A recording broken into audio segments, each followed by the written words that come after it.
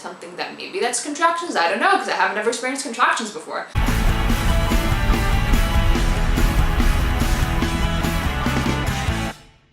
Hi guys, Shira here. So as usual, I'm sorry I haven't made a video in such a long time. In my defense, I've been very busy, you know, having a baby. Now the baby is sleeping. Finally managed to get her to go down for a nap. I feel like I've been repeating my birth story a million times over the last 2.5 weeks since the baby was born. So I thought maybe I should make a video about it, and then if people ask me, then I can just send them a link to the video. I was due a couple days before Yom Kippur. My parents were planning to come to visit from just before Yom Kippur, the day after my due date, and then until the end of Sukkot, just to be there for the holidays and also to be there for me to help me for 3 weeks taking care of the baby. Officially stopped working, went on to what's considered sick leave from my due date. And it's a good thing I took that vacation, because I went to my doctor on my due date and he said, well, now because you are officially considered overdue, you need to start doing your post-date follow-up in the women's clinic. Basically 2 to 3 times a week you need to go to the clinic. It's not by appointment, it's a walk-in clinic where you need to have your blood pressure checked, do a pee stick, a fetal monitor, and an ultrasound. And then you have to see a doctor to look at all the results of all the things and then decide what the next step is, whether he wants to send you to the hospital to do further testing, whatever. So the problem is that going to this clinic is basically a whole day commitment, especially because my overdue period fell out during the holidays. The clinic wasn't open every single day, and also every single overdue woman that is part of the Mukhada Health Fund went to this clinic. I was there 3 times a week for 2 weeks for about 4 hours each time. And if I was still working, how the heck would I have possibly had time to do this? I would have had to call in sick anyway, so it's good that I had already decided in advance that I wasn't going to be working past my due date. So that was an absolute nightmare. So while my parents were here, it was really great to be with them and spend some time with them. But it was just very frustrating because the entire time they were here, we were just waiting for the baby to be born. And I'm telling you, I did literally everything to try to get myself into labor. Until I gave birth, I hadn't had a single contraction, no Braxton Hicks, no nothing. I was still running. I ran up until 41 weeks. So I would run, that didn't work. I did a few sessions of reflexology. I even did acupuncture. I drank raspberry leaf tea. You name it, I tried it. None of it worked. So a few days before hitting 42 weeks, and the doctor's like, okay, so like that's it. You need to go to the hospital to go be induced, because they're just not allowed to let a pregnant woman go over 42 weeks. So we made it to the weekend. It's Saturday night and we're back in the hospital. We're in the waiting room. I'm 7th in line to see a nurse. I've hit week 42, which means that I have no choice but force this baby out of my body.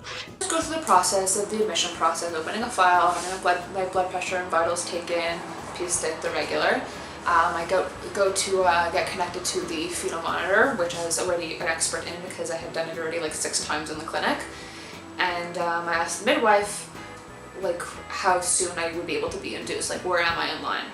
Because they only have a limited number of rooms for inductions, because they obviously need to save the majority of the delivery rooms for women who come in active labor.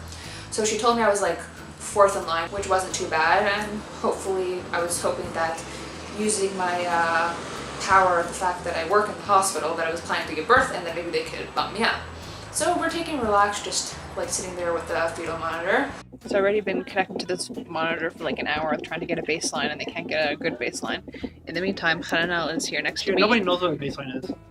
A baseline heart rate of the baby, so they can say like what the baseline is to know if it's like the heart rate is going up or going down. Because right now it's just always going up and down. Anyways, Hananel is here next to me, entertaining himself by coloring in my coloring book.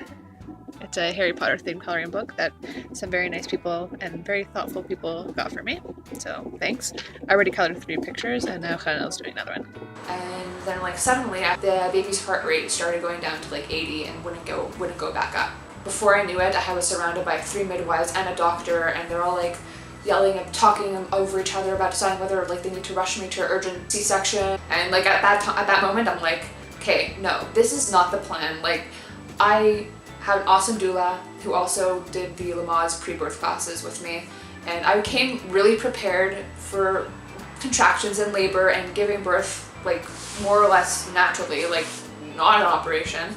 And this was not the plan. C-section was not the plan. So now I've been moved into the delivery room.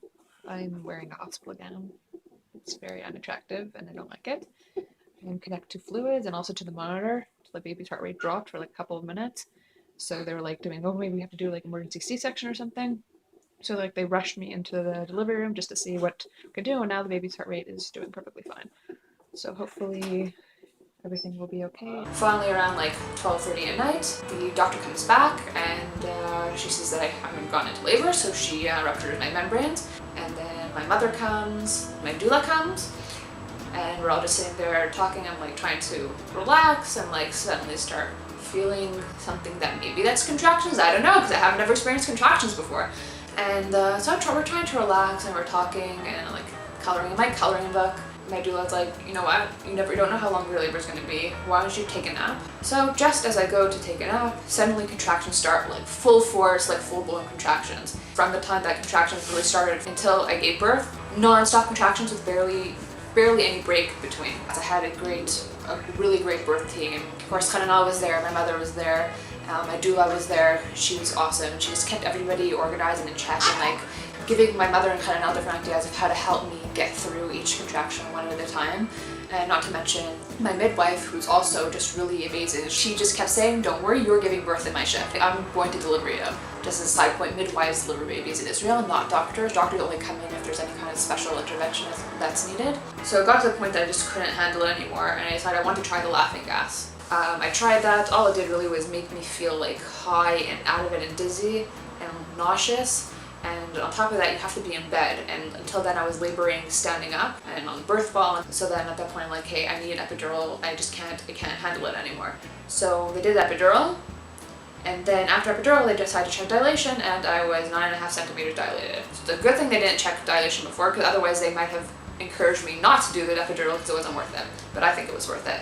So total time from the time I went into labor until the baby was born was 6 hours, which is insanely fast for a first birth. Yeah. Oh, she's crying. She's saying hello.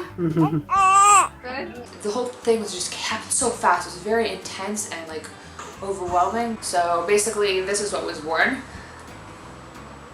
She's cranky because she didn't sleep last night, and now it's like 3:30 in the afternoon and she hasn't taken a nap. Let's say hello to the peoples. No? I think she's tired. Overtired, more correctly. Yeah, so that's that.